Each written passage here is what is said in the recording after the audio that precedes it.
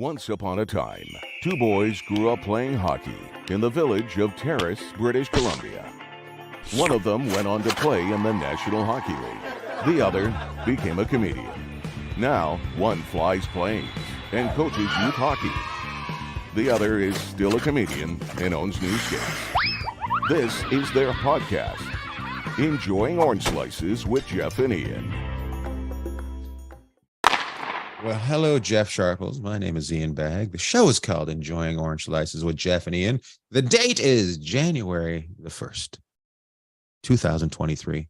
How's your year been so far? It's been pretty good. Yeah, off to a really good start this year. No complaints. I had coffee today with Randy, Brian, and the whole Chase on Morton clan. So that was awesome. How are they doing? They're great. Getting ready for a big family trip in the next couple of days. So we got to see everybody last night and at New Year's Eve, and then went over for coffee, watched the start of the Carolina New Jersey game today, which was 0-0 well into the second period, ended up 5-4 Carolina. And all I could think about is how much I'd love to see Carolina and New Jersey play in the playoffs, because I think it would be incredible. It would be incredible. A lot of fun. So yeah, then we if you have to think about that, I would have to say that I would probably go with Carolina in that series, just a little bit more experienced, right? Mm-hmm. Yeah, I think so. Maybe just a nudge, just a hair to them. But they've been on fire since the start of December. Like, December's been a great month for Carolina. Obviously now we're into the new year, but great team, a lot of fun to watch. And if I was going to pick a series I'd love to see out west, I would love to see Edmonton and Vancouver, because I think that would be like 8-7 every night. So I just want to see Miller yell at somebody else. Oh my, yeah, I don't know if people saw that, but the other night, who were they playing? So let's talk about that, because we do talk. When you get what happened was Dalia, who is a third string goaltender, has been pulled up because Demko's out. He's playing against Winnipeg, and end of the game, they decide they want to pull the goalie. Bruce Boudreau is dreaming about French fries and doesn't call Dalia, and he stays in the net until he's being called. And Miller has a breakdown and is behind the net and skates towards and comes back and starts hitting a stick on the back of the net and yelling to get the fuck out of the goal. I thought it was kind of a douche move. I think Miller kind of puts the I in team. So how do you feel about it? Yeah, I can't remember seeing anything quite like that recently. But then again, there's so much more hyper focus. There's so many more cameras. But he's skating back. So they need, what are they down? They were down 1 at that time. One down 1, yeah. So Delia has been unbelievable for Vancouver. He's probably played 3 games in the organization. So he started the year in Abbotsford. He gets called up. He stands on his head against Winnipeg, the first game after Christmas. Stands on his head. He was unbelievable. He made some fantastic saves. Miller is skating back towards their end by the boards. He's on the outside of the circle by the hash marks, and he's got one hand on the stick handling the puck, and he's waving to Delia, and you can tell he's like, get out of the net. And then it's like, get F out of the net. And then he skates behind the net and stops, and he starts banging his stick on the back of the net. And finally Delia goes. And all I could think about while I was watching it was, if you want him to go, because Winnipeg's backed way off, right, then just keep going around behind the net. And you know what? He's going to figure it out. You're burning daylight right now.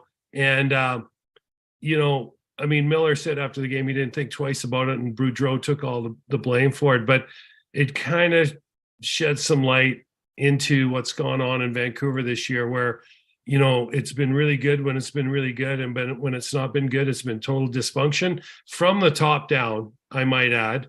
And, I'm not here, or we're not here to pick on people or point fingers.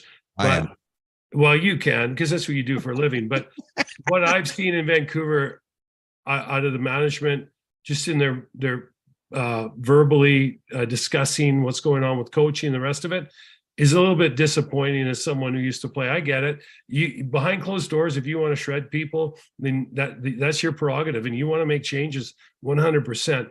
But when you air your dirty laundry out in the public, you don't like somebody, and then you expect your team to respond, that's probably the wrong way to go about it, and it's probably not going to happen. Oh, they do all their laundry at a public laundromat. They're down on East Hastings washing all their stuff out in Vancouver. It's a shame because, you know, when you watch them, when they're going, they're so much fun to watch. They've got great forwards. Their goaltending's done all they can to keep them in games this year. Has it been stellar? No, it hasn't been stellar. But I don't know another team in the league that gives up more opportunities against in Vancouver. Anyways, we kind of got off the bus there a little bit. We were talking about wanting them to play Edmonton in the playoffs just because it'd be so much fun. Edmonton has its own set of issues that are very similar to Vancouver's, but you don't hear or see the dysfunction that we've seen for the most part in Vancouver. And you'd think Vancouver's 25 points out of the playoffs. They're right there. Right. But they seem to be sliding off the back of the curve here. I'm not sure. But you know what? It's weird is they can't seem to slide off the curb and then they're back on the curb. They haven't been able to get completely off the curb. It's unbelievable. They're curbing it. Oh, that's amazing. They're just curbing. They're curbing all over. They need new rims on the passenger side, and they're curbing it on the driver's side. And I certainly like my wife parking a car. Oh, did I do that? Yeah. Well, most of our vehicles have a good relationship with the curb too, but. I got to say that there's some things that I see, and I think maybe we're a little bit more hyper focused on Vancouver than we are on other teams, because you know we see a lot of their games. They're in our time zone, but I would really like to see this organization get it going and head it upstream. But I don't know what's going on. They just get it going. It feels like it is. It feels like you say it starts at the top. It feels like it starts with ownership and bounces down to general manager, bounces down to coaches, bounces down to players. And I'm sure they've lost some sticks while loading them onto a plane as well. I mean, just everybody. It's just everybody is just seem to not take responsibility and just point at the other guy. Yeah, so, it doesn't ever seem to be like, you know, there's never seems like a lot of happy days, you know, in Vancouver where it's fun and light. And the way they play is fun and light. You know, you know, and Boudreau is a fun and light guy. And, you know, Edmonton kind of, I look, you know, comparatively, they're similar in the way these styles they play. Edmonton just kind of embraces the chaotic way they play. Yeah, they want to lock it down a little bit more. Last couple of games have been much better defensively, maybe last three that I've watched them, but they're still not going to ever be known as this defensive juggernaut. And neither is Vancouver. Like, go with the one you know, dance with the one you brought. Like, this is what you have. Then get out there. You've got Pettersson, who's you know, I think could be a top 10 player in the league. You got Bo Horvat that's playing out of his mind. You got JT Miller who can light it up. Garland, Besser, Mikheyev can fly. Kuzmenko, those guys up front. There's nothing but talent on that team, and everybody's just like, just let them do it. You think it's never good enough in Vancouver, and now the problem is, and it started early in the season with upper management kind of putting the laundry out there for people to see and hear, and so it hasn't been pretty. But then again, this team gets it together in January, and they're going to be in a playoff spot by the end of the month. Or sooner. It's the NHL's crazy, and I don't know. I kind of think, like I said, Edmonton's one of the few teams in the league that when it turns chaotic is at their best. And I think Vancouver could be one of those teams too. Don't forget, Edmonton got to the semifinals, Final Four last year by just being able to embrace when things got chaotic and when other teams started to kind of shrink a little bit under what was going, the bright lights. Edmonton was able to rise up until they got up ultimately against Colorado, who, you know, was just determined and destined. Undeniable. They're undeniable. Yeah. There's a point where a team is going to win, and it doesn't matter what you're doing, they're going to win. I think what do you think? Let's just do one more thing. Who do you think Bo Horvat would fit in with, other than every team in the league? Yeah, he would look so good in so many places. Obviously, if you look at contenders, and you're probably going to see them want to move him out east. We've talked about that before. So they have to see him twice a year, but only once at home. And he's not going to come in and beat them in a playoff round unless it's the Stanley Cup Finals, which I think at that point they would accept. He would look really good in Colorado because Toronto's going to take a run at him. Well, Toronto, they're pretty strong down the middle unless they give one of the guys up. I mean, you got Nylander. Does it change them a little bit more tougher? Like, they're not a tough team to play against right now. Like, they're really good, but they're not a tough team. Yeah, they're a really good team. I think they'd be a great team in the West, but the way the Eastern Conference is set up, they're probably a little bit tougher there. I mean, he'd obviously look great in Boston. Then you could move, who's your top centerman there? You got Bergeron, Krejci's in there. I'm missing somebody, but Bo Horvat playing behind Pasta. Is Pasta center? Pasta plays the wing.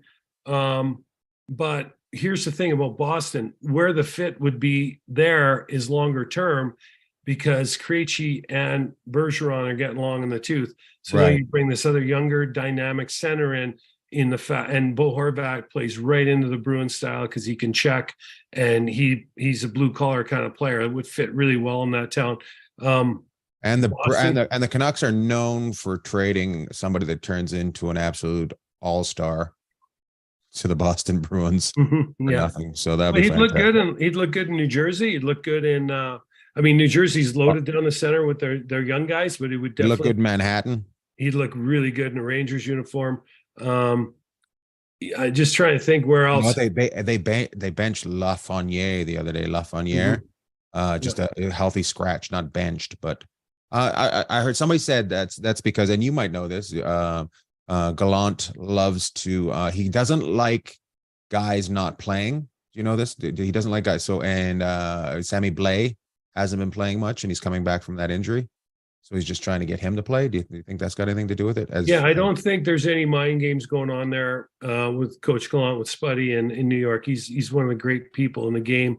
And, what you see is what you get. He's a really likable guy, and someone I always said, cheer for anyone. He's a good guy to cheer for, and the Rangers are a great team, original six. So I don't think that there's any head games. Now, there are head games in some cases, not as many as there maybe used to be. But let's not forget, Lafreniere came in as a 19-year-old superstar. He was going to set the world on fire. He's on a pretty deep team there. Like, he's not going to play on the first string power play, and he's going to struggle to get on the second, right? So much like what's his face that's in the in Los Angeles Kings.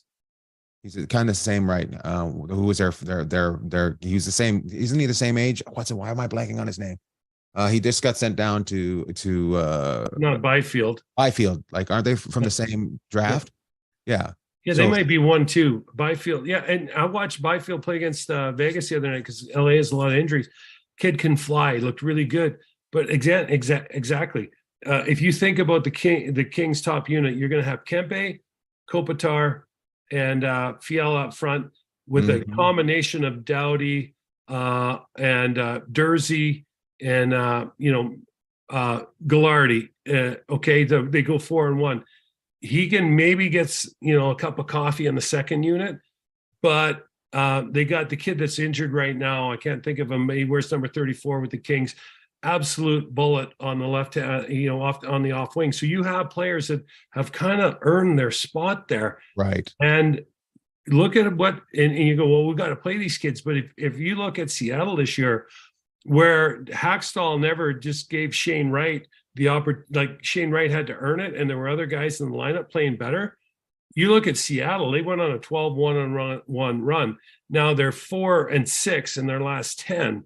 But, this team is right in the thick of it. In January, when they were, they got 8 or 9 wins more than they had at this time last year by putting that younger guy, not just handing him the position because he was such a high draft and because they weren't very good last year. So Byfield's coming. I mean, we've watched Ontario. I've watched them a couple of times this year. The Reign, LA's farm team, they've got a lot of really good pieces down there. And I've said this before, and LA's now starting to play the way that made them successful last year. And what makes LA tick is not only Kopitar and Doughty because of the superstar status, but the nose line, Arvidsson, and who's the real fast kid from Thousand Oaks? Moore. Trevor. They are so much fun to watch, and they are kind of the straw that stirs the drink on that team. Just signed a huge contract too. Well, let's not bore the people too much. We should get to our. It was like we were talking. Sorry about that. I mean, it is a new year. Actually, we did. What did we do there? Spend about 15 minutes talking about things people about hockey. We're just talking about hockey for 15 minutes. This is a hockey podcast, but we don't talk about hockey that people long. Are like, we're not listening to that anymore. Where's the interviews? Oh, yeah, who's your guest? I don't give a shit about you guys. Well, look at this. Hey, here's a little. Look at that. Oh, look there. I'm gone. And I'm back. I'm gone. I love it. Our guest today grew up in Terrace, British Columbia, and he was drafted in the 9th round of the NHL draft in, I think, 1986. Yes. And he won a Spangler Cup. A Spangler Cup. He won a Spangler. I was going to say medal, but he's won a Spangler Cup. He's a goalie coach of the Winnipeg Jets. It is Wade Flaherty is our guest today. We're going to get to him in a second.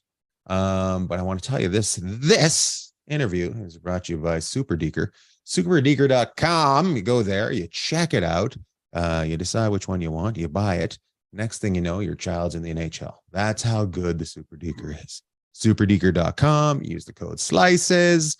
Get yourself a little training system that turns you from a donkey to a thoroughbred. SuperDeker.com. Slices. Let's go to the interview, shall we? Our guest today, originally from Terrace, British Columbia, now makes his home in Winnipeg. It's that time of year where he actually won a tournament over in Europe called the Spangler Cup back in 1962. He's our guest today. Please welcome Wade Flaherty. Hi, Wade. How are we doing today? Good, man. So it's the Terrace, triple Terrace right here, but two guys have worn those jerseys behind Jeff. What year was that, Jeff, that you guys wore those jerseys? I think it was 82 or 83. So the jerseys, we were going to go with the big screenshot behind me today, but we weren't able to technically make it happen. So we got two of them over my shoulder, Air Canada Cup jerseys for when we won the provincial championship in British Columbia, and the one right behind me was when we won it in Bantam, and we went to the Purelator Cup. So we went to the blue one is the Purelator, and the gold ones are the Air Canada Cup uniforms we wore back in the day. And who did you guys represented British Columbia or Western Canada in that? We were British Columbia both times. So the Purelator in Kelowna, that it was Western provinces. And then we played in that. And then for the Air Canada Cup was in St. Paul, Quebec. And that was all the provinces going into Quebec. Which, Wade, do you remember any of that? Does that stick out at all for you? Oh, yeah, sure. For sure. Like that was a pretty interesting tournament. I think Sharps, where did we win the provincials in the midget there? I think it was down south, I believe. And was it the North Shore? Yeah, we might have won it in North Shore. I don't even remember. We won the Bantam provincials back in the day in the NYMO. So yeah. I'm going to say Lower Mainland somewhere. North Shore sticks out a little bit. The one thing I remember is that we had a break before we went on that out to St. Foy to Quebec there. And so we had a lot of practice time. And I don't know if you remember this. It was me and you on the ice, and you were practicing your big slap shot, and I was all fired up, and you brought the high heat and might have knocked out a tooth or two of mine. a week before we were getting on the plane. I'm lying on the ice. I'm kind of waking up and chewing on my teeth, and I'm like, one of the coaches are out there going, "What's going on?" Oh, we're just kids having fun, all fired up and excited. I guess we should start at the beginning because people that don't know that you grew up in Terrace with Jeff and I, let's start at the beginning. So you grew up in Terrace. You grow up down the street from Mr. Sharples. Are you guys friends in school already? Oh, we were friends long before that. We had the ice rink out in the back. My dad always built an ice rink in the back. Sharps would be over in the summer times playing the old Tonka trucks from probably when we were probably 3 or 4 years old. We might have crossed paths. We pretty much lived right across the street from each other, which was pretty easy to get back and forth. We just walk across and through an alley, and had a lot of great times on the old backyard rink, playing all hours of the day, all hours of the night. It was awesome. Just like every Canadian kid, you just started on the back rink. I love it. And you're a goaltender. Jeff was a defenseman. Were you always wanting to be a goaltender, or how does that happen? We always like to ask that question. How do you end up at your position? You know what? Funny story. I think I don't actually remember, but I think the main reason why I was a goalie is because I wasn't a great skater to keep up with the older brothers. And so I remember being the pad slapped on me, but I'd be in the gum boot standing in the net, just kind of getting shot at. And I think I was more a target than anything to start it off. But it's one of those things that you just kind of grew with, and I became pretty good at it. So I stuck with it. And then any time that they stuck me to play out, I had no idea what I was doing. So I just liked stopping the pucks. I love it. I think, what's funny you say that, Flats, because I remember back in the day, that might have been why you ended up playing goal, because Mark and Brent were older and they weren't playing goal. And so we had the whole street. So my brother and I would come over from one side, and then we had Ian Bergsman, who grew up behind the Flahertys. So the Flaherty's house was kind of the house that everyone went to. Ray and Joan, Wade's mom and dad were saints for all of us. But Ray would get up at 2 or 3 in the morning and freeze the rink in the backyard. Of course, we had to shovel it and kind of help him out a little bit. But then they in the front yard in the summer, when we weren't playing trucks or toys or whatever, we'd set up street hockey in their driveway, and we'd be ripping our tennis balls off the windows. Do you remember? They did an expansion because the house was just like Grand Central Station. So these beautiful picture glass, big, huge windows that Mrs. Flaherty put in. And we're out there ripping tennis balls off it and stones coming off the street. How those windows never broke is beyond me, but I know one thing: the seals always broke on them. Every 3 years they had to replace them because they would fog up. That's great. Yeah, so you could never see in the Flaherty's house after they had their windows for about 6 to 8 months because we'd broken the seals in all of them. But that was kind of Terrace too. Back then was kind of there was a real buzz in the air, a lot of work, and a lot of young families moved in there. And so Wade and I had a lot of friends that were into hockey and were really good young players. And so Wade played goal, and then away we went from there. You guys had two things in common. You had older brothers. How do you think that affected you guys growing up? And you obviously both became better than your brothers. At some point, they must realize, do they get jealous, or do they go, "Oh shit, this guy's actually pretty good"? Or how did it affect your older brothers playing? That's for me. I don't really think like, the oldest of the Flaherty family, being Brent, wasn't played a little bit of hockey when he was younger, but never really stuck with it. Mark was about a 4 or 5 year older, so it was never really like their tournaments went off one way, my tournaments went off another way. We were never really the same age group or near the same age group. Oh, would he help you out and stuff? Would he like what both of them? Yeah, for sure. Like I know Brent. I know is your biggest fan ever of all time. So yeah, but would they help you? And I guess you could say they would help me out because I was so into playing goal as I got a little bit older. Now we're talking 8, 9 years old. You'd be out there and they would be shooting pucks on you, and you just want to be stopping them. And then you'd be the old story, when you were kids and you went to the hockey tournaments, the old mini sticks in the hallway. But we had a good sized basement, so we'd be playing mini sticks downstairs.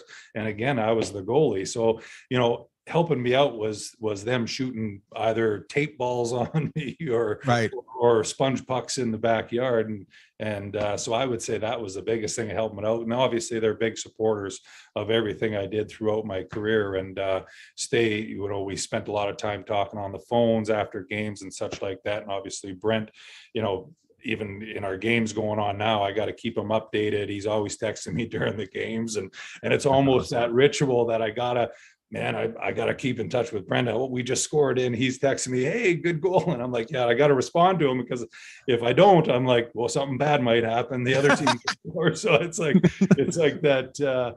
Just got to do it. Sorry, guys. I didn't mean for us to lose. I didn't text my brother. Well, that's the best part about it, though. When Flats is watching a game, when he hasn't been on the bench once in a while, he's sitting between Chevy, the GM, Kevin Cheveldayoff, and the owner, Mark Chipman, right? So Flats has a great job. We'll get to that too. But he, when he's texting back to his brother, or I'll send him a text once in a while, usually only when things are going good, I'll get a response. But I know Chevy is right beside him and Chipper is sitting on the other side. So it is kind of a fun thing. But like my brother, he was a couple years older too. He's around the same age as Mark, Wade, the middle brother. And they just kind of went off and did different things. And one of the things, like Mark was a great athlete, curling, badminton, baseball. My brother was a really good athlete too, but he got more into music, right? And he's like, I'm gonna be in the band. So that's what he did. But we were lucky. Like, it's not so much that these guys, our brothers, weren't good athletes, because they were. We were lucky because of the group of kids that we grew up with and came up through the system, the minor hockey system with. You'll hear it all the time mentioned in the draft. Oh, it's a great draft year. Like this year upcoming in the NHL is supposed to be a great draft year because the birth year has got a lot of really good kids. We were in this small logging community, or a village, as we like to say. We had all these kids kind of come together, and then we had people that were really dedicated to us, like my dad, Wade's dad.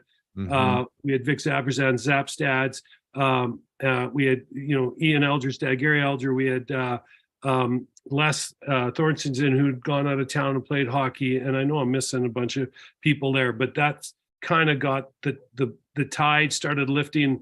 Rising tide lifts all boats. And that's kind of where our luck was. It wasn't, I don't think our brothers just had the same organization or the same amount of kids who were as interested in the game as we were. Well, you can tell because a couple of years after you guys, it really the boat was beached. That was when I was playing. Everything was done. They told us to go into comedy.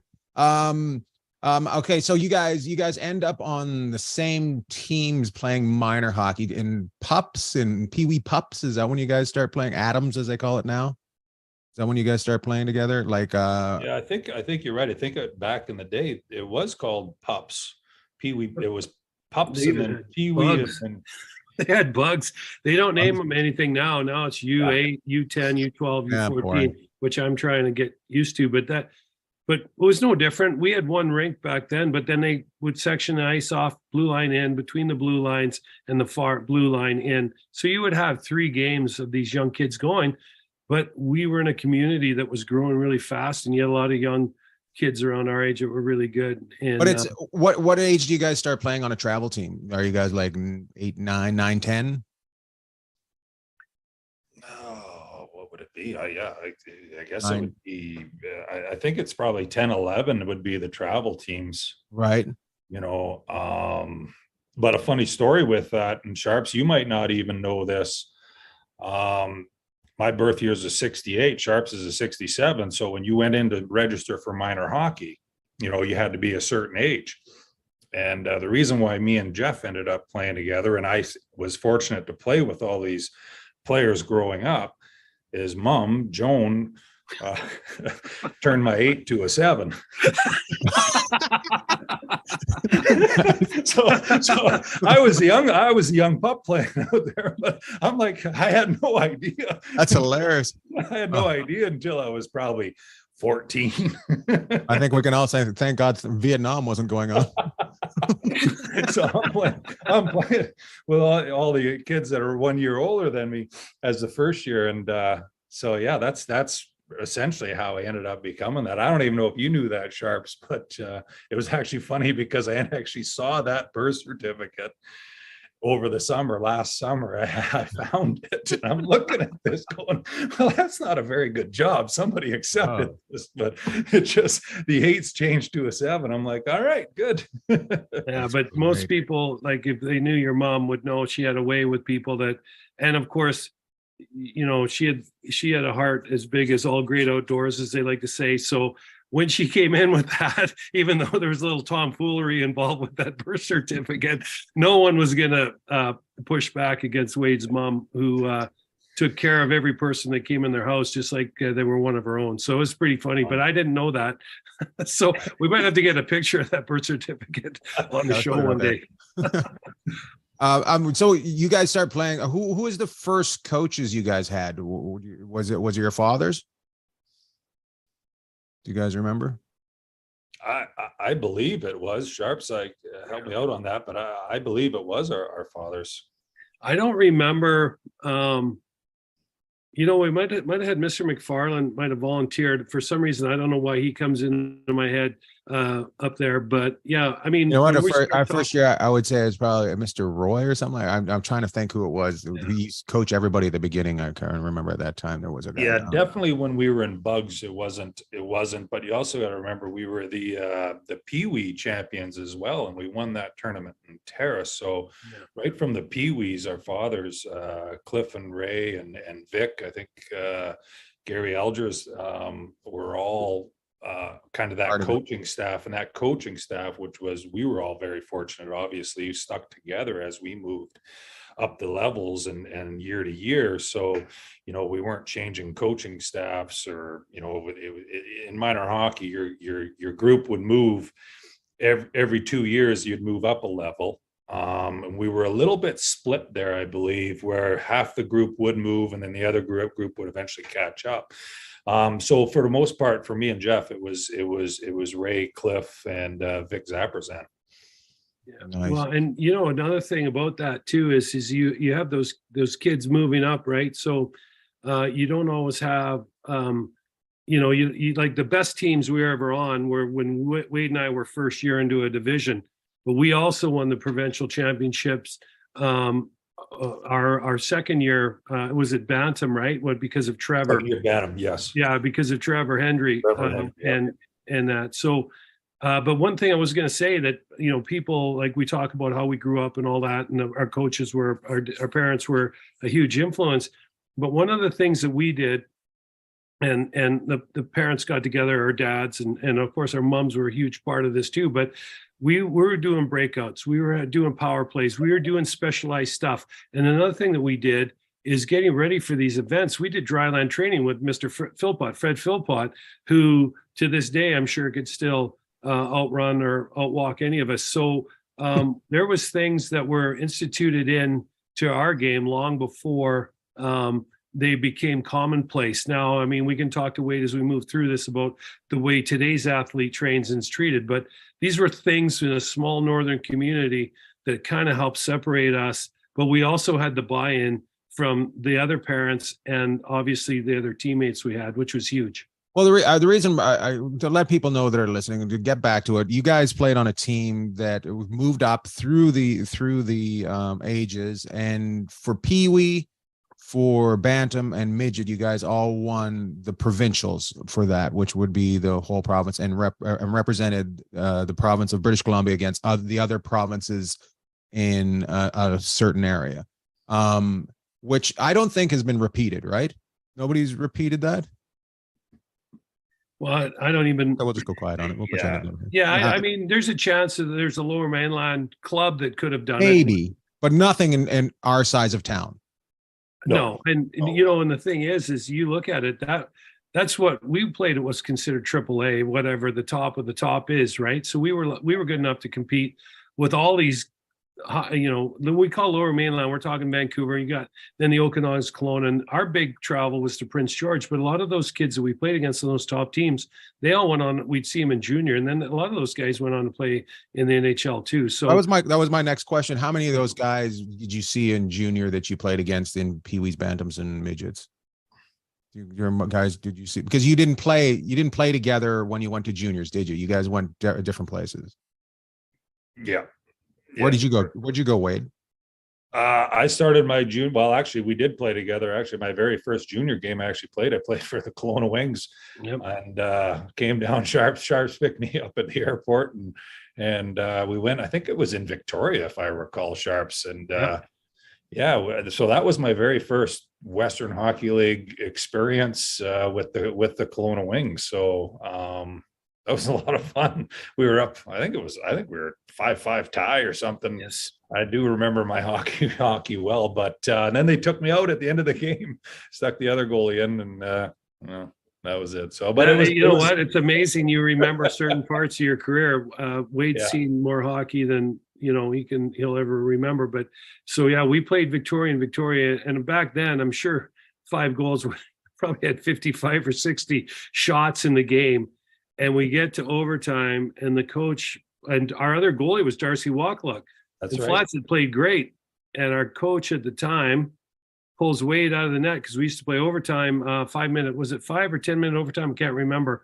And pulled Wade out, put the other guy, put Walk in, who'd been sitting there eating hot dogs for 2.5 or 3 hours. Goalies don't eat hot dogs on the bench. No, I know that. Well, Walk was the first goal I ever saw that was in shape. But well, anyways, we ended up losing 6-5. That's awesome. So Burns his buddy. What a story though. So yeah, we did play in junior together, and then we did play a little bit in the in pro together, and then Wade went on. Well, let's not get too far ahead of it. So you're in Kelowna, and you how many games do you play in Kelowna? I only played the one, and then I think because so if I recall, that would have been the year. So I would have tried to leave home at that time. So I would have been a 16-year-old, according to your mom. Yeah, well, actually, he was 19. Like a Russian. I was a Russian. You never know the age. But I had tried to leave home, and I wasn't ready for it. I wasn't mature enough, and I just wasn't ready to leave home. So I came back, but that's where I was fortunate that because of the birth certificate thing, I could play a 3rd-year midget, I believe is what it was. So I was able to play that 3rd-year midget because normally you'd only be able to play 2, but because of now my real age came out. So right. And then so I went back and did that, and then I left again, and now I was listed. I think that's how they did it back there, or protected by the Seattle Thunderbirds. So then that's where I started. I was ready to leave. So now I'm a 17-year-old, and I went off to Seattle for didn't play much for Seattle. I played maybe 10 games, and I ended up getting traded to Spokane. You would not have been in Spokane, Sharps then? No. And funny story there, as I got traded, they were on their eastern swing in Regina or Brandon or someplace, and packed up the suitcase, packed up the hockey gear. I'm waiting at baggage claim. Someone's there to pick me up, and the only thing that showed up was my hockey gear. And I don't think I ever have found that suitcase. It just disappeared. So I'm on the eastern swing of this long road trip with the Spokane Chiefs, and I got my hockey gear and what I'm wearing, and that's it. So that's awesome. So anyways, I didn't last there very long. I ended up going to join the Williams Lake Mustangs in the Peace Caribou Junior Hockey League, and that's kind of where I got my traction and really got things going. Mm-hmm. Played there for about 1.5 years, and lived with a really, really good family. Things were really, really good there. Playing lots, felt comfortable, and like I say, that's kind of where things started to take off. And then it was time for me to move on. So I ended up getting traded, kind of worked a trade to the Nanaimo Clippers, which was partly the working of the Victoria Cougars at the time. They had wanted me to get a little closer. I think they had listed me, or they were interested in me in one way or another. So I ended up in Nanaimo, finished the year off there, went to the playoffs. The Richmond Sockeyes were the big team there. We met them in the playoffs. Basically got beat 3 straight, but played well, and then moved on to the Victoria Cougars for 2 years after that. The first year I got drafted out of the Victoria Cougars as a 19-year-old, which does not happen anymore. 19-year-olds very rarely, if they do at all, get drafted. Got drafted to the Buffalo Sabres from there, and went to camp. Obviously got sent back to junior for my overage year, back to Victoria, and that was my junior career. It ended then. How were you able to keep yourself focused? Like, there's a lot of trades in there, and there's a lot of moving around, and you are still a teenager. Do you talk to your dad? How do you keep yourself like, how do you Yeah. keep yourself focused and not frustrated? You know what? I was a teenager and I was real wet behind the ears, Uh-huh. and the first trade when I went out and met the Spokane Chiefs, and we're talking, you know, and nothing shows up, and I'm a shy kid to begin with. I'm out there, and things aren't. Spokane isn't a very good team. They're getting lit up. Partly the reason why they're bringing another goalie in. Mhm. I think I was there for about 7 games as well. Didn't have a lot of success. So a lot of it has to do with confidence, and not only on the ice but off the ice too, right? So, and that's why I say once I got to Williams Lake, I got kind of my feet under me. I started to get more comfortable. I was in a place that I knew where I was staying. And then once I got that traction where I was comfortable, it was time for me to move on. If I wanted my hockey career to go any further, the Peace Caribou League at that time wasn't looked at a very high level hockey. It was more the BC Junior League. And then from there was the Western Hockey League. So Who was there that gave you that, was able to give you that confidence? I think a lot of it had to do with the families that I lived with there for the 2 years that I lived with there. The coach was a really good, a good man, but a very hard man. His name was John Van Horlick. He was a good man. He ended up coaching the New Westminster Bruins for a little bit. He was hard on you, but he was an honest man. Told you straight up what you needed to do, where you were at, and everything, which was important as a young man, because a lot of times you don't know. Like back in the day, playing junior, you just went out there and played, and maybe you thought you were doing good, but the coaches didn't think you were, like, or you didn't know. So he did a great job of filling me in and telling me exactly what I needed to do to move on in my career, to the next level. So they ended up trading me out to the Nanaimo Clippers, which I had success there, which was a lot of fun. They put me up with a great family, which I think is hugely important, especially in your younger years of your junior, to be put with a great family, which they, for the most part, do now. No, and then I actually ended up playing 3 games at the end of that season for the Victoria Cougars, and then the following 2 years I played with the Cougars. You mentioned the family thing. Say somebody's got a kid that's going into junior that hasn't got the experience that you have. What would you suggest for them to look for in a family that they're putting their kid with? Well, I think they're all, through the teams, especially now, especially the Western Hockey League and the BC Junior Hockey League has all changed quite a bit. Like the schooling is a lot different. They're mandatory school. They have tutors in there. They have all this stuff for the school. Back in my day, and Sharps, I'm not sure how it was for you, but being in Seattle, I remember they put me in school in Seattle, and I was, I don't know, maybe 5 miles from the school, and I'm coming from Terrace, where I don't even think at the time we had city buses.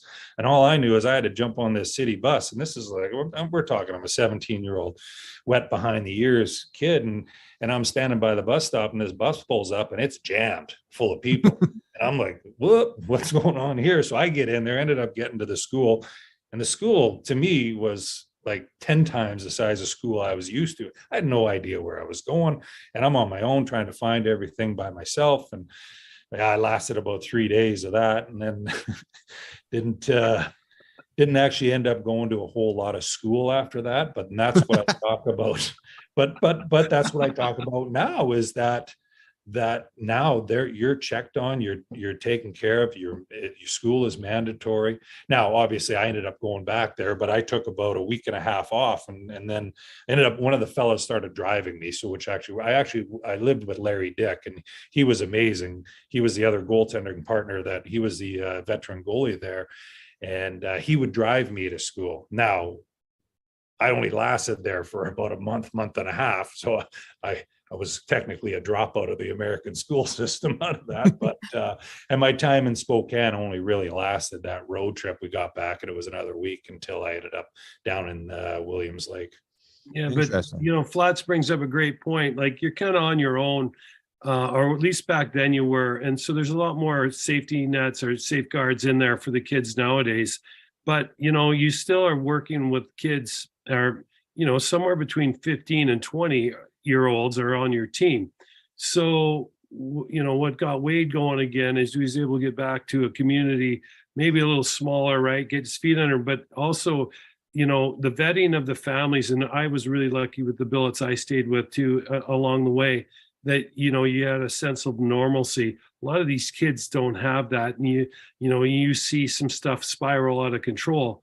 It's a lot better today than it was back then, but it still needs work. And one of the things that I look at, and I'm sure there's still some of this in there today, but when Wade and I came through, along with, it was before us and after us too, but people that you were involved with in these organizations were just as concerned, if not more concerned, about their own career, whether they were the GM or the coach or whatever it was. And so now I think at least they built in a place for a kid to land, and this is a lot more.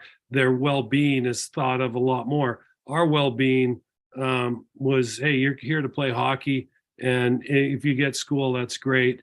But you know what? You can't detract from hockey. Now, you're seeing it, and you can tell A-flats, like in the kids that you come across, the way the game's changed. I mean, you're telling me all the time it's a players' league now, right? So it's changed a lot from even you give them knowledge. They're gonna seek more knowledge. Doesn't matter if it's in the game or it's gonna help the game improve. Well, and if it helps them as young individuals and young people and be productive in society, that's what we should be aiming for. But it was back in the day, it was kind of like Weekend at Bernie's. You figure it out on your own. And we were lucky in the end. We had great people that we lived with. I ended up, my junior Kelowna to Portland, or through Spokane to Portland, because Kelowna moved to Spokane. I got really lucky. There's some of our other teammates and friends that weren't as lucky and had a lot tougher road to Right. navigate. Yeah. So your next step is you get drafted by Buffalo, and you play 1 year back in junior. Yeah, What happens after that? I got drafted 9th round to the Buffalo Sabres, which they only have 7 now. So Yeah, but you would have been drafted in the 6th round, right? No, that would there's 40 more teams now. But I was actually on the draft. I was home in Terrace and tinkering around in the house there, and I got a phone call, and it was the GM of the Victoria Cougars said, "Hey, you got drafted." And I'm like, "What? Drafted?" He's like, "Yeah, Buffalo Sabres." And then shortly after, Jerry Meehan called me and told me they had drafted me. And about a week later, a box showed up with a hat and a T-shirt and all this stuff. So that was pretty cool. That was pretty exciting. I really had no idea that I was going to get drafted, but which was, it was pretty exciting as a 19-year-old to get drafted. But what's it like walking around a small town that wants to be drafted and you're drafted? Right? The newspaper only came out once a week, so but I had Brent telling everybody. But do people treat you different instantly? No, I don't think so. You know what, Ian? I don't remember really if anything really changed at all. Sharps, you would have already been. Well, would you already been in the NHL, or would you have been? No, you would have been drafted the year before Sharps, or the year 2 years before. No, so we were the same age at one point. So the year before, yeah. I mean, hey, let's not think that there's that big a difference in our age here. Like, you would have been drafted the next year. Good point. Good math. No, so no, there was none of that. And then obviously I went back. Well, I went to training camp, and that was pretty eye-opening for me. And it was, you're going to the NHL. I'm in Buffalo, and we kind of do the same thing here in Winnipeg, but the goalies get their own room in training camp. So just the goalie room, the trainer comes in, you guys need anything, all the water, everything you need. And I'm sitting to my left is Tom Barrasso, and to my right is Darren Pupa. And I'm a 19-year-old. I'm like, this is so cool, and those two guys never spoke one word to each other. Really? Yeah, they weren't, I don't think they were each other's biggest fan. I think there was a little bit of competition between them because they were both looking to be the starting goaltender. I think Tommy Barrasso was a starting goaltender, and Darren Pupa was trying to unseat him of that job. But it was so cool just to sit there and well, they didn't say a whole lot to me either because I was a young punk in the room, and Jacques Cloutier, who was probably 40 at the time, was sitting beside Tommy Barrasso, and he was a French guy, and he was like, he just had a motor mouth. He would just talk. So that was pretty cool. He'd talk to me all like, "Hey, where you from? What's going on?" and all that kind of fun stuff. But so it was pretty intimidating to be sitting beside these guys that are, they got all the NHL colors on their pads, and they got extra gloves, and I'm sitting there with my old junior stuff that's falling apart. And so it was pretty intimidating, but it was a lot of fun. You are the goalie coach now of the Winnipeg Jets. And is it the same as far as equipment coming in, or has everybody got the same equipment as they come into the training camp? These guys are, they pretty much get probably 4 sets. They get whatever they need, and it's through the company. Even the new guys that work. Yeah, the new guys when we draft them, and when they're coming. Well, I guess when they're coming out of junior or coming out of their NCAA tours, they're all decked out the day they show up. Their gear has been ordered. It's sitting in Winnipeg. That day of development camp, rookie camp, they got all their brand new stuff there. They try it out. If it's working for them, it's usually the same stuff that they are wearing. It'll be the excuse me, whatever they have. And it's just a new color scheme on it, I guess you would say. We're fortunate our American League team is the same color as the big team. So our American League goalies can wear the same colors. Masks, they'll have masks painted up for them. Oh yeah, it's the big time. How many, the difference between how many goalies when you went in your first training camp and that were there, and how many goalies are at a training camp now?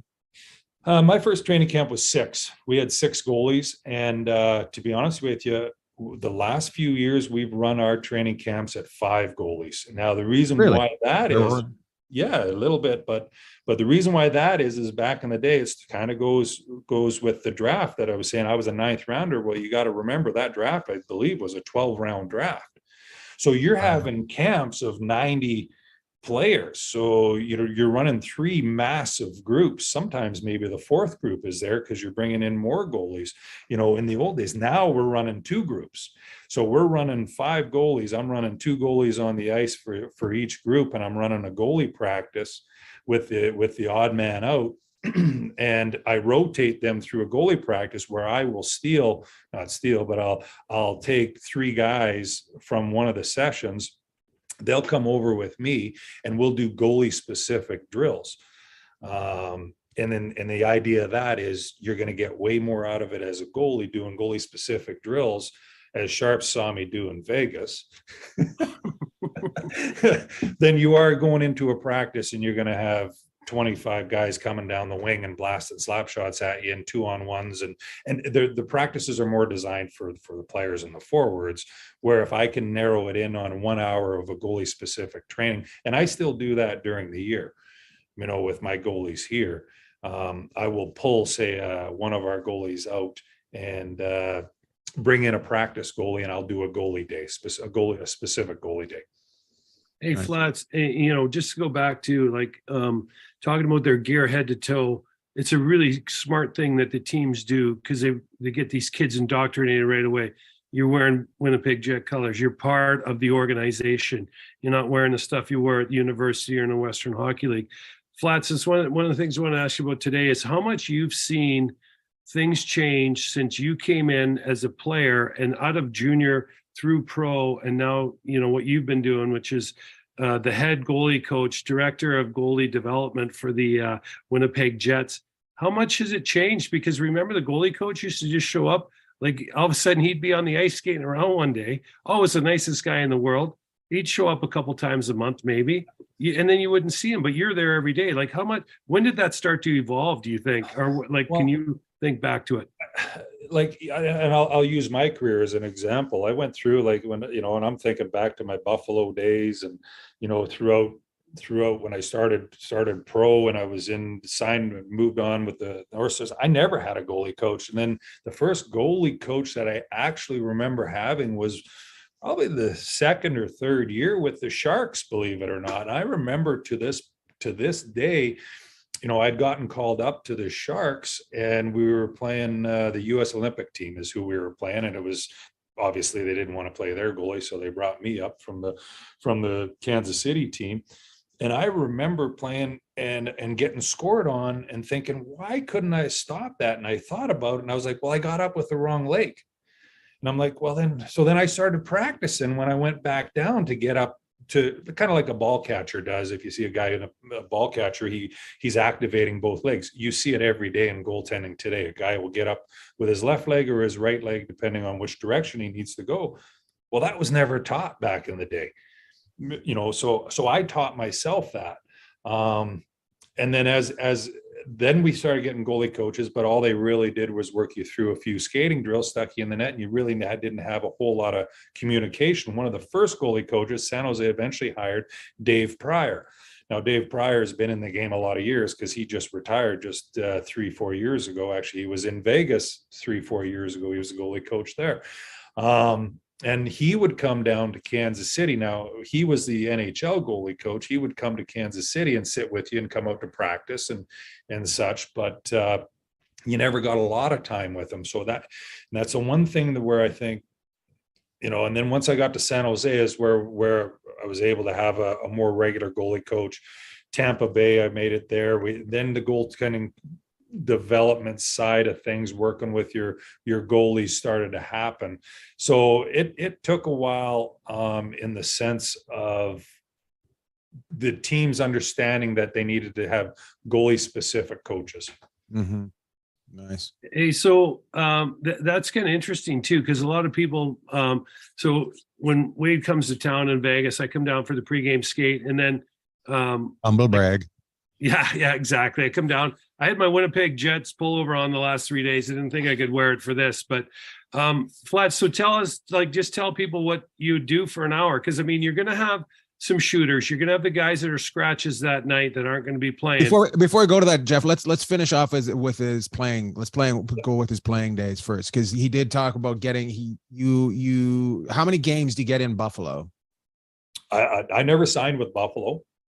Oh. So I never signed with Buffalo. I went back and played my junior career, finished that year in Victoria. I never signed with Buffalo. So after Buffalo decided not to sign me, it's not that I didn't want to sign. I would have loved to have signed, but they decided not to sign me, and they had obviously depth and goal or whatever. So I ended up signing I guess it would have been what we would call now an American League contract, but back then it was an IHL. It wasn't an NHL deal. It was a minor league contract with the Minnesota North Stars, which their American International League team was the Kalamazoo Wings. So I'd actually signed it with the Wings, the Kalamazoo Wings, and I spent my first year pro in, I think it was 89, 90 in Greensboro, North Carolina. Nice. Yeah, nice. As an expansion team in the East Coast League.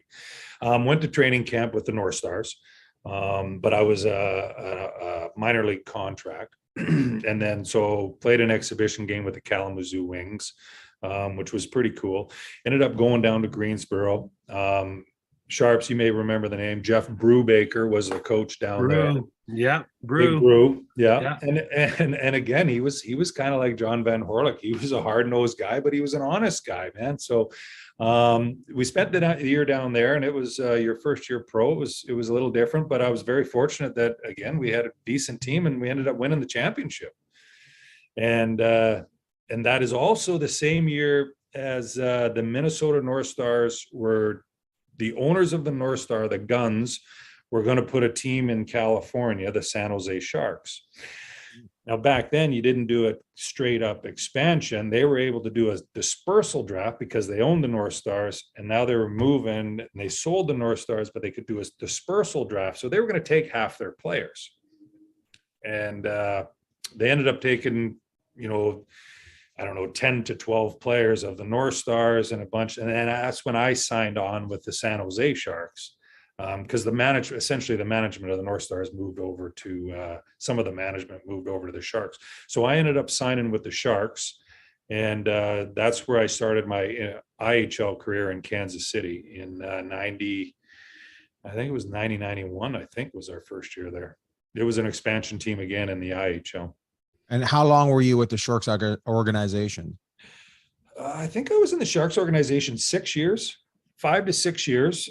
Played in Kansas City for the first 3 years, a few games here and there. I think my first NHL games were the 92-93 season, and that was the year that the players went on strike.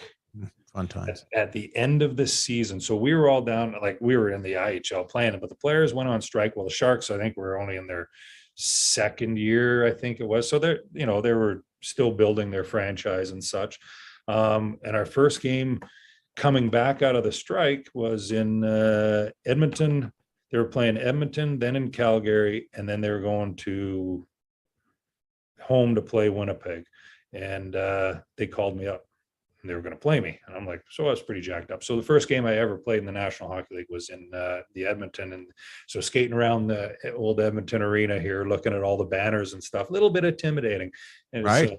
Yeah, a little bit. But so that's obviously we'll remember that game for my life. That was my first National Hockey League game. The first guy to ever score on me was Vincent Damphousse. Oh, great name. Yeah. So so I was in the organization for about 5-6 years. It was. What was your highlight there, though? Didn't you take down the Detroit Red Wings in some sort of? Well, no. So yeah, we played. It was the lock. Now it was a lockout year. Shortly after that, 2 years after that, I believe it was. We made the playoffs.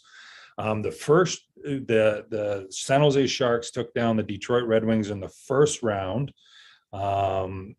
In what year would that have been, man? It would have been 94, 95. And anyways, long story short, and then I was actually still playing in Kansas City at the time, but I was what they call today a black ace.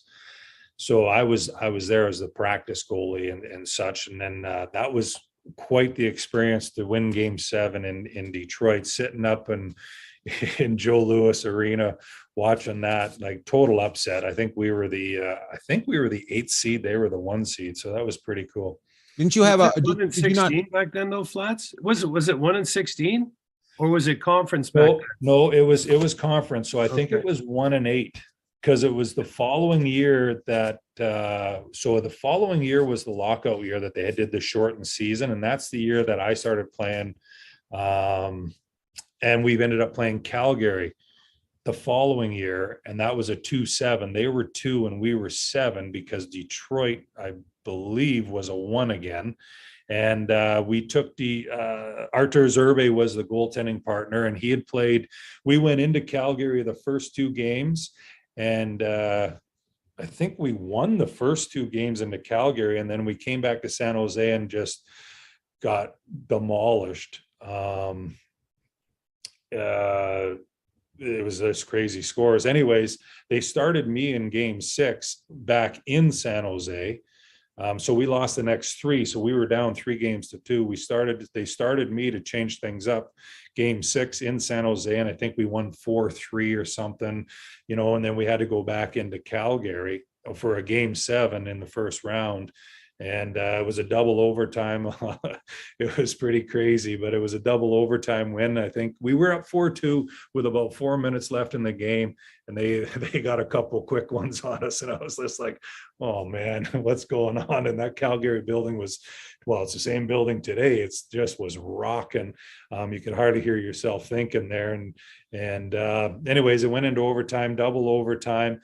And it was it was, I think I'd faced like 60 shots. So I was running out. That's of what I gas. remember. Yeah, I remember you have facing some ridiculous amount, and it was a record for a long time, wasn't it? Yeah, it was a record for a long, but I was running out of gas, and the start of this, so that was, and then the start of the second overtime, I'm standing down there, and Ray Whitney threw one at the net, and it just one of those CNI shots, and next thing you know, it's in the back of the net, and it's like, whoo, that's it, it's over. And then there was something else. So after that game, we were sitting on the plane in Calgary because whoever else was playing, whether it was Vancouver, but we didn't know where we were going. So we sat on the tarmac for like an hour and a half, and then finally, whatever game we were waiting for to finish, and they said, okay, we're going to Detroit. So wheels up, and we headed to Detroit. And I think Detroit got their revenge for the year before, because I think the scores on that were 6-2, 6-love, 6-1, 6-love. Series over. So then you take off do you go to Long Island next, or where do you go? Yeah, San Jose Sharks. I ended up leaving the San Jose Sharks, and then I signed as a free agent into New York Islanders. And played there. I was there for my first year went quite well. I started as I went back to Utah. I believe it was Utah. I ended up in Utah in their American League but eventually got called up. So that would have been 96, 97. That would have been you and we played together, Sharps. That's right. Well, you had to come out to Utah, right? So you could get back in the show and put up that brick wall in front of you. But that's right. It's kind of odd. I mean, that's something you can talk about too. Brick wall in front of you. Yeah, it was a no-fly zone. Big number 8. Big number 8. Yeah. I'll put the picture up too of me standing, taking the shots in front of you so you don't have to face them. But really, back in the day, the Eastern teams had their farm teams, a lot of them within driving distance or very short distance. Utah obviously paid the Islanders a fair amount of money. And so, but I mean, Utah is awesome. Salt Lake City, what a great place to play, right? Flats, yeah. But you're nowhere near getting called up there. Like, right. You're not making it the same day, which, I mean, now, where Flats is now, Winnipeg and the Moose and the Jets basically share a lot of the same facilities, but it's pretty interesting. Yeah. So you were in Utah and then you got called up. We had some real characters on those teams, but we had a good place for you to play. Yeah, no, we had, you know what? And a lot of memories there. Like, what was it? Every Tuesday night we'd go night skiing. We'd make 2 runs and then sit in the pub and have a beer. Yeah, that's right. But Butch Goring was our coach. Butch used to get sour at us. And then he'd call practice once in a while, especially if he was snowing. He'd pretend like he didn't like the way it was going, so he could head up to the slopes and get the fresh snow. And I'll never forget Butchie. He had a Corvette with a convertible, and he had a big, like one of those big hats on, like everyone you see those cars running around Buffalo lately. There goes Butchie out of the parking lot. In his Corvette, he's going up to the ski hill, but looking like his old helmet. Exactly. So, and we had Bobby Bourne, who was Chevy was there too, wasn't he? No, Chevy wasn't there when he was Chevy. He was with the year before Denver. He didn't make the move because didn't Utah move in there or something? Yeah. So Denver had a team, and they won the cup. They won the Calder Cup first year of the organization, and they had great support in the IHL. Then they moved the team to Utah the next year. So I had Butch in Vegas. He went to Denver. They won. Then we went to Utah the next year, and then won the cup. So he won it back to back. We won it in Utah. But then, who was there? Who was there? Was it Bobby Bourne and Butchie then? Yeah, it was Bobby Bourne and Butch. Yeah. So the old Islander faithful, right? Because Bobby Bourne and Butchie were both part of. They're both in Islander lore because they've got the 4 Stanley Cups. But it's still an odd place, especially as you look at it today, to have your players play. But we were all very thankful because Utah versus, some of the places in the Eastern United States that they have some of their farm teams was a huge and brand new building. That's where they played the men's 2002 Winter Olympics. That's and right. The women's, right? So, yeah. That's right. In the East Center. Who owned the Islanders while you were there? Was that when it was going through all that hassle? Yeah, it just I think the Spano fella had just fallen through with after they kind of okay, you got no money, and then I think Oh, come on. yeah, come on. I don't know how he pulled that one over, but and then I'm not sure who owned it at the time. Mike Milbury was the GM. And funny story, Rick Bowness, who's the coach of the Winnipeg Jets today, was the coach there. So, but I think that's when Charles Wang came in and bought the team. Who would have been the other goalie while you were there? Well, so it would have been Tommy Sallow Uh-huh. and Eric Fichaud. I started the year playing in Utah, and Eric Fichaud got hurt right around early December. And we were doing great in Utah. Me and Sharps, we're doing our skiing thing and everything, but he blew his shoulder out. And I ended up going to the Islanders for the rest of the year, living in the Long Island Marriott. Oh, right beside the building, right beside the building. It doesn't get much better than that. Hey, Flats, the Long Island Marriott. I mean, that's the pinnacle of the NHL career at that time. That's it. But you know what? Things worked out well. Like, it was good. Like, as far as getting my career back on track, the following year I was back with the Islanders. Things were going good again. Then I blew my shoulder out. Probably middle of November to the end of November. And that's where, so it was a season ending injury. So we postponed the surgery. We're, living in a nice little place, kind of, reminded me a little bit of Prince Rupert, right on the ocean. You could wake up and smell that sea air. It was pretty cool. Anyway, so we got ready for Christmas, postponed the surgery because it was a season ending surgery. So I postponed it till mid to just after Christmas. I can't really remember. And that was it for me there, and then rehabbed back in Vancouver, obviously rehab there, then rehab back in Vancouver. And then I had another year with the Islanders. Now we had drafted Roberto Luongo. John Van Beesbrook was there. They had traded Luongo, and then they had drafted Rick DiPietro. He was playing in the American League, and it was me and Johnny Van Beesbrook playing. DiPietro was playing in actually, I believe, for the Chicago Wolves. And things weren't going quite well for us with the Island. And Mike Milbury had called me into his office and said, Flats, I'm bringing the kid up. And I said, oh, okay. And he goes, you or Beezer are going. I don't know who it is, but one of you are going. And I was like, oh, okay. Well, I got home and my phone started ringing at about 6 o'clock at night. And he said, and it was Milbury on the phone. He's like, Flats, you're gone. You're going to Tampa Bay. So I was like a little pissed off that I was getting traded, but then I was like, Tampa Bay, that ain't so bad. So I ended up down in Tampa Bay. So that's where I finished that year off, was down in Tampa with John Tortorella was the coach down there. Oh, really? And that was a couple years before they won the Stanley Cup, is what it was. Hey, Flats, you brought up a good old friend of ours, Tommy Sallow. Okay, yeah. So it got me thinking, right? Just the greatest guy. And he was hilarious. But talk about some of the goalies. Like you were with Van Beesbrook. Tom Barrasso came in with his hair on fire as the next great thing, goalie in the NHL. All the goalies that you kind of came along and, that worked with you were good friends, or some of the guys you patterned yourself off after, mention some of the guys that made an impact on you and some of the guys you really enjoyed, you know what?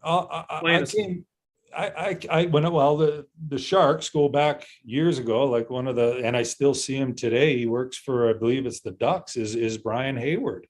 He was one of the first goalies, he was in the expansion draft. The San Jose Sharks had picked him up in the expansion draft. Still see him, like I say, today. He's working for Anaheim. I played with Jimmy Waite, who's now the goalie coach, with the Chicago Blackhawks. So I see him a lot. Eddie Belfour was part of the San Jose Sharks. He was a great guy. We'd hang out a little bit. have a few drinks, and he'd tell me some stories, and so he was, and when you got Eddie Belfort telling you stories, you're listening to everything he says. So that was pretty cool. With the Islanders, it was Roberto Luongo, Johnny Van Beesbrook, Tom. Could you Costello. see like when you with the younger guys, could you see like their trajectory, or were you guys all basically dependent on injuries? Yeah, well, the one that, when you say trajectory, you mean like where they were going to go? Like Could you tell that they were gonna? So the one that I really truly would say that I did, it was Roberto Luongo. When he came to us on the island, I was like, wow, that was the 1 year in training camp, and he ended up, I believe, went back to junior that year because he was just drafted. But you could tell he was going to be a stud. Like, he just had a presence in the net as a young 18-year-old kid at an NHL training camp. I was down at the other end watching him. I was like, this guy's going to be a good goalie. Now, they ended up trading him down to the Florida Panthers for, I don't even know who they ended up trading him for, but and then they brought in Rick DiPietro, who was having an outstanding college career. They drafted him first overall. Mm-hmm. And he was an interesting character. He was really super nice guy. And believe would have had himself a really good career if injuries didn't stop that. It just was one of those things where he just was getting a lot of injuries. And anyways, down in Tampa Bay, Kevin Weeks was the goaler down there. And then I ended up making my way back to when I signed shortly after Tampa Bay, I ended up signing in Florida. And I signed in Florida, and now the goalies there were Trevor Kidd and Roberto Luongo. Now, the understanding when I signed in Florida was that they were going to move Trevor Kidd, and that's where they wanted me to come in. Now, the interesting part of that was they were like, okay, we want to sign you, but we got to make some moves to make some room for you, but we got nowhere for you to play. So if you got to go to the American League, we got nowhere for you to play. So I was like, oh, well, that's interesting. And this, you got to remember, this was like a late August signing. So long story short, that was my second tour with the Utah Grizzlies. So the call up was all the way to Florida, and I'm in Utah. So that was a long haul. But now, anyways, nothing really came of that because management all got fired. Coaching staff, management, they all changed everything over, and that was it. It was a short stay with me in the Florida Panthers organization. I ended up playing a little bit in San Antonio, which one of the best characters that I've ever played with was Chris Mason as a goalie. Works for the Nashville Predators on color now. But he was a class act, very nice guy. We really got along well together, and that was in San Antonio. Got traded off to Nashville Predators, where I played with a Thomas Vokoun. After that, I ended up playing, and that was pretty much it for the most part. I traded when I got traded to Nashville, and then I ended up in Milwaukee. Milwaukee, not a horrible place to play. No, not bad.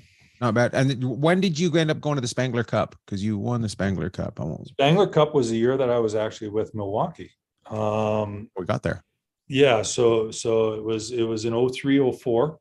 And it was, what was interesting about the Milwaukee situation is when I got traded to Nashville, I'd finished the year in Nashville, and we had missed the playoffs. They needed some depth in goal, and their backup had got hurt, so I went there. Never actually played again. Actually, I played one game, but and then the next year I ended up being. They wanted me to go.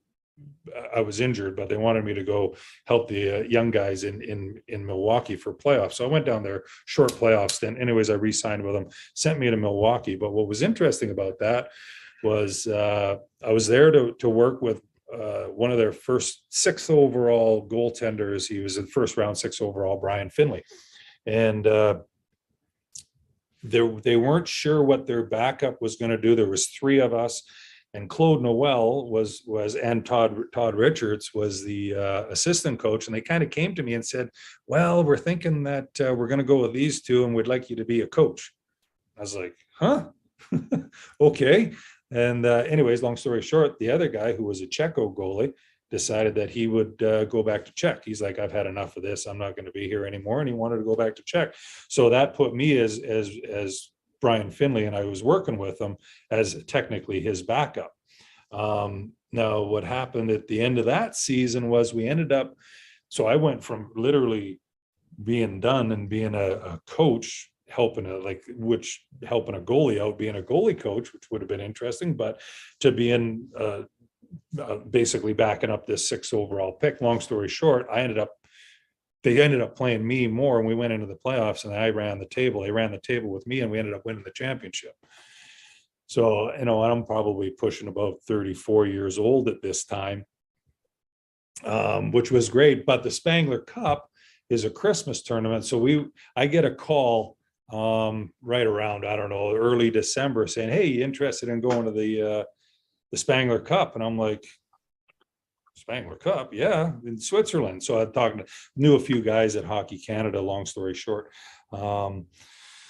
So I ended up flying all the way back to Vancouver, probably around the 22nd of December, jumped on a plane with the family, and we're flying over to London, and we have a medical emergency. So now we got to reroute the plane. We're going down into Winnipeg, and the only place we could land is in Winnipeg. It's a cold December evening, -40, wind blowing everywhere. Anyways, we made it, but we missed our connections. We got up to Davos. Hockey Canada made the arrangements to pick us up it was about a 2-hour drive up the mountain, and they put us up in this hotel. And I'm telling you, it was the most scenic place I'd ever seen in my life. It was unbelievable, snow-capped mountains, and it was just, we woke up the next morning. It was unbelievable. It was pretty cool, pretty special. That's awesome. That's great. So you guys win that tournament. Yeah. So we're playing the tournament, and one thing Hockey Canada does in that tournament is they do an unbelievable job of making it a family affair. So nice. You'd be going off to practice or the game. You had no concerns of your family. They had their sleigh rides set up. They had their tour up the mountain, the gondola ride, whatever it might be. Everything was set up for them. So you could just concentrate on your practice or the game. You knew your family was taken care of. The one thing is that building that they play those games out of is an all wood. It's a cathedral. It's unbelievable, that building. And then you have the outdoor practice. They have this, there's skating rinks everywhere there. You had the outdoor practice, which was pretty cool.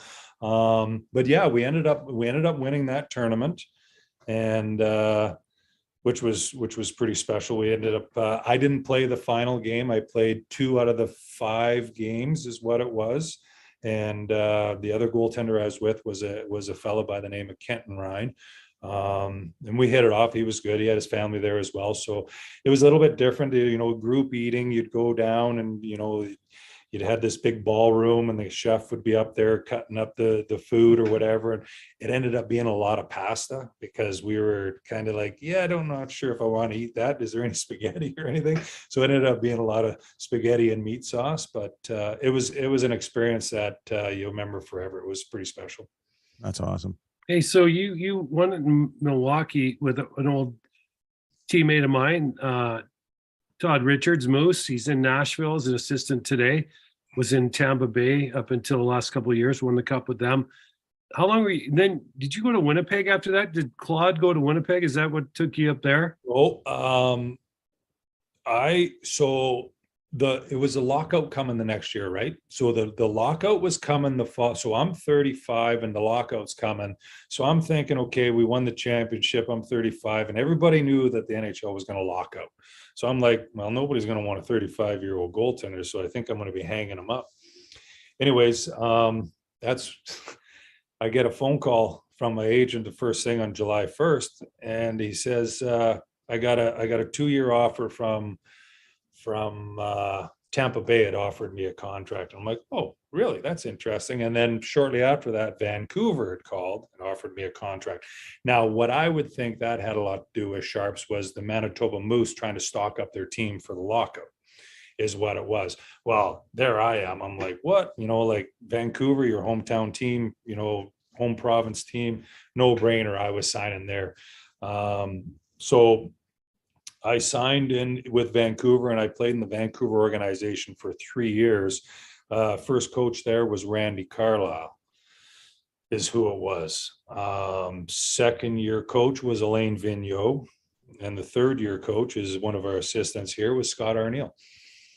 Nice. So we played the 3 years there, and which was pretty cool. And that's how being in that organization and playing, it was because at that time it was the Manitoba Moose were the farm team for Vancouver. Yeah. Is that how your relationship started with the Winnipeg team? Yeah, 100%. That's how it would have started. Because the general manager of the Manitoba Moose is now the assistant manager of the Winnipeg Jets. The main connection I had was Milwaukee. When we won the championship, was Claude Noel was the head coach of the Milwaukee Admirals, who ended up being the first head coach of the Winnipeg Jets. So when they were going through their, we're going to hire a goalie coach, that's how I ended up being brought in there. But now that's still another, that was still another 3 years away before Winnipeg moved, or Atlanta had moved into Winnipeg. So when my career ended with the Moose, my last year, I ended up going to the Chicago Blackhawks organization, and joined the Rockford Ice Hogs in the American League. And on that, it was again July 1st. I had a phone call from Dale Talon, who was the GM of the Chicago Blackhawks, and he talked to me. He said, "We're interested in signing you. This is what we're looking for." And this is kind of where my coaching started to take off, like where it began was, and he called me, he says, "Listen, we have a young goalie that's going to be playing in the American League, and we want you to work with him, teach him how to be a pro on and off the ice." And so this is, nobody had developmental goalie coaches at this point. And he said, and so he was hiring me to be his backup, but also be essentially a coach to help him out. And that young goalie was Corey Crawford, is who it was. So I was like, yeah, I'm all over that. So I signed with the Blackhawks, and he said, "Don't think that if there's ever an injury that you're going to be the guy called up. You're not getting called up." I said, "No problem. I'm good with that." So I ended up playing the year with Corey Crawford that year. And, after practice would design drills and, just have the guys do some stuff to work with them. So it was pretty cool. And that's kind of how I started my coaching, was then. That's awesome. Hey, would you would you keep your gear on for that, or would you, when you were doing extra stuff afterwards trying to get drills done up, would you put I just took my gloves off, sharps, and my helmet is what I took off. Didn't even have them on there because I didn't need extra work. So, and then you're hired after that, you're hired by Winnipeg? So no. I got, so what happened there was, we're gonna need a second hour. We're gonna have to shorten it up.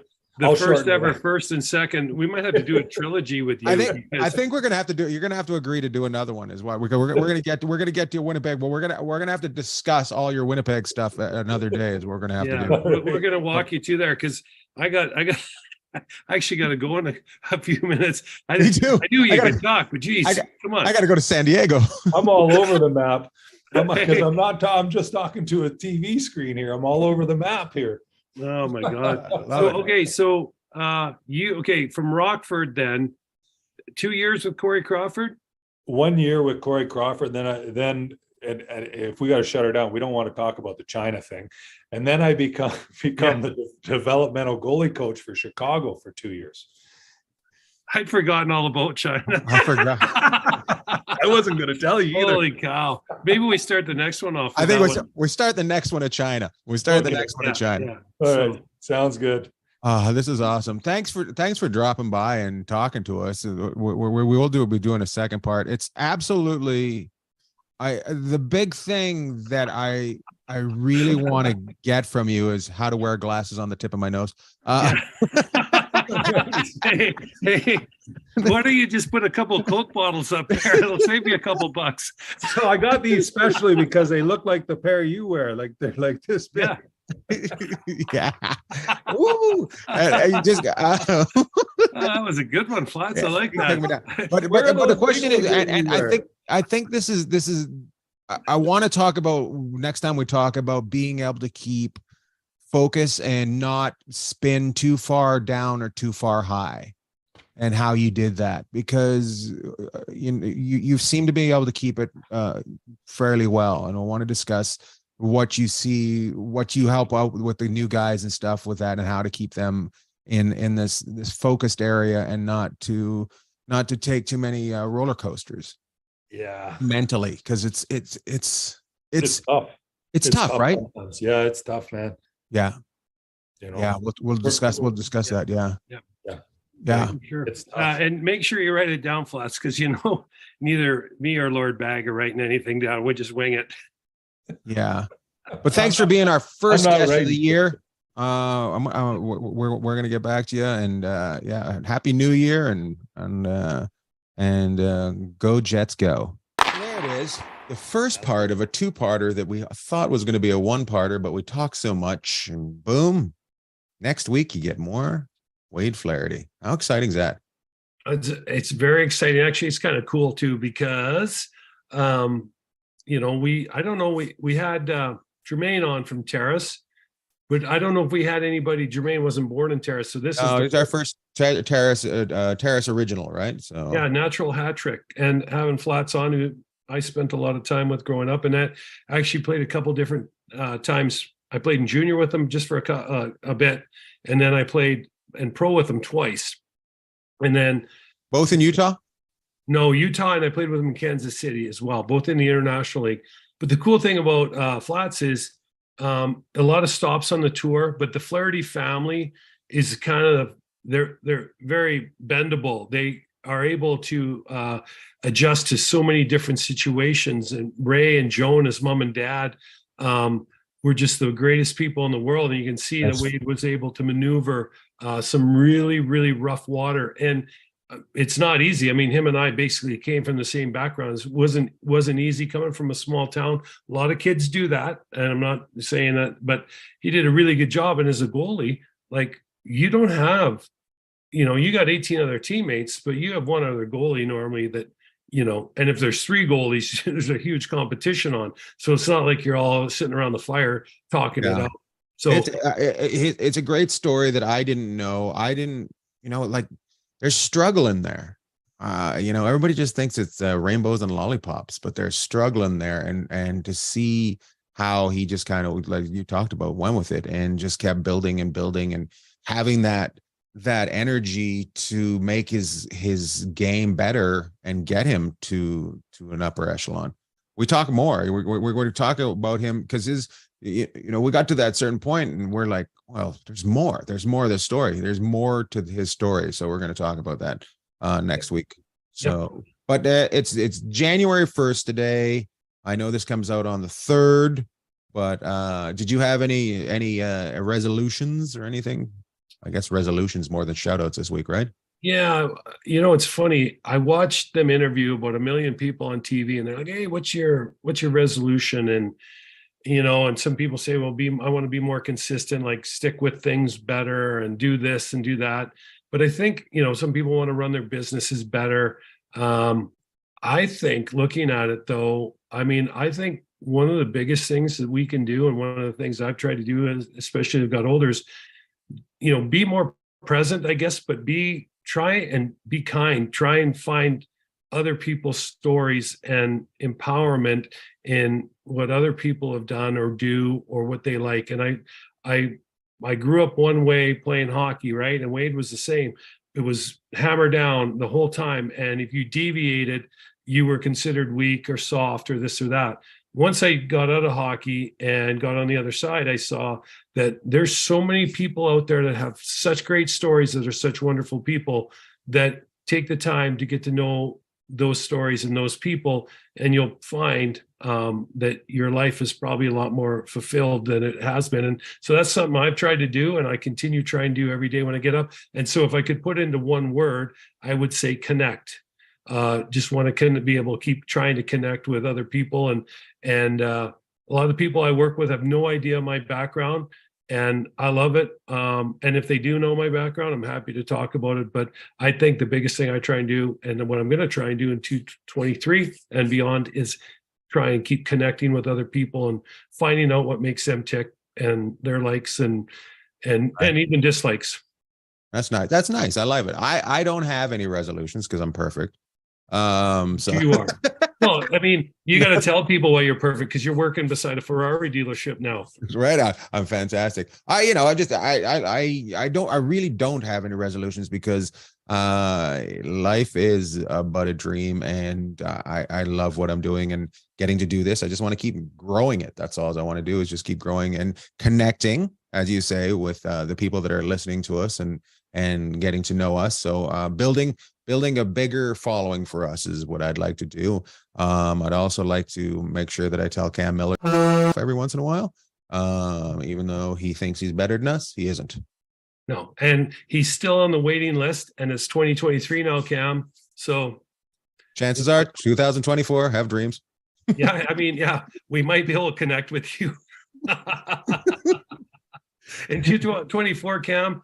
But for people that watch us or listen, one of the coolest things that happened to us last year was when they got iced in around Christmas in Portland, and Cam sent us a picture of his boy Austin, or a video of him skating down the street. Mm-hmm. And I think if you haven't seen what, I don't know, that was last week. I think we put that up, or we put it up. It's out there. It's out on our social media. So check it out. Yeah. Just I love it. I love it. Yeah. And here's my advice for people. And you work in this business, but I try not to travel around this time because it's mostly amateurs that are traveling. When planes cancel, there will be another one coming along. All right. Just take a breath, go walk around the airport, see what they got in there. I know chances are they don't have what you want, but make sure you read the bulletin before you leave the house. Have some snacks in your, don't put your pills underneath the plane. Don't complain. Well, my pills are in my luggage. They tell you not to do that. So just take a breath, Yeah. And I think if you're having a tough day or I mean, you can always turn us on and be like, well, I'm better than those two. That's always good. But yeah. I think the biggest thing is what I take from watching Cam's boys skate is just the pure joy and not a care in the world. All he's doing is skating down a road, which he'll probably never do again, or maybe in 20 years or whenever Portland Ice is over, maybe it's next year. But I think the pure joy in that, and just like, wow, he doesn't care. All he's trying to do is kick the puck up back onto his stick when, if it falls off. He's not even thinking he's on a road at that point. He's just playing hockey and just freewheeling it. And I think that's one of the coolest things is just the freedom of that video that they sent. So if you're having a bad day, go check out Austin skating down the street in Portland. That's pretty awesome. That'll put a smile on your face. Yeah. And make sure you drop by headygear.com. Check out their backpacks. If you're going to go skating down the street, make sure you got a backpack, because you're going to probably have to walk back because it'll be thawed out by the time you get down there. So make sure you put your stuff in back there. Heady Gear brought to you by Brett Hedican, his backpack company. Jeff, Happy New Year. I look forward to doing this 51 more times. Well, we're getting near our 100th, and we're getting near our real special guest, but Flats is so special. We have to give him 2 weeks. I know. So we're actually looking forward to it, because there's so much to talk about. We might have to go a third time with them. Let's be honest. So we were talking, and you sent me a message saying I have to go in 15 minutes, and I said I'm supposed to be in San Diego in an hour, and you're like, we got to wrap this up. So so we thought we had lots of time, but we're excited about doing the second part. So tune in next week for the second part. And meanwhile, love to all. Well, before I love to all, I got to do one shout out. Okay. I know we're dragging, but Alexander Ovechkin scores 3 goals against the Montreal Canadiens the other night, blows them out. and a highlight reel goal to make it 9-2 for Washington. Nobody does anything, right? They're just like, they're in awe of him too. Oh. Well, the Montreal Canadiens moms, the mothers were on the road with them. And after the game, Ovi stops in with his Washington Capital sweatshirt on in between all the mums and their Montreal Canadian jerseys and takes a picture with all the Montreal Canadian mums. Like, how cool is that? This guy is unbelievable. Yeah. He's a legend and he's only growing. And if we should do a list of top 5 guys you'd like to go out and have a drink with or a coffee with if you don't drink in NHL. Ovi has got to be right there. If he's not number 1, he's in your top 5 guaranteed. So we'll have to maybe get some. I said love to all, but let's put it out there. If you're listening to this, let's send us a message. Tell us your top 5 people you'd like to go for a drink with. Yeah. All right. All right. Love to all. Love to all.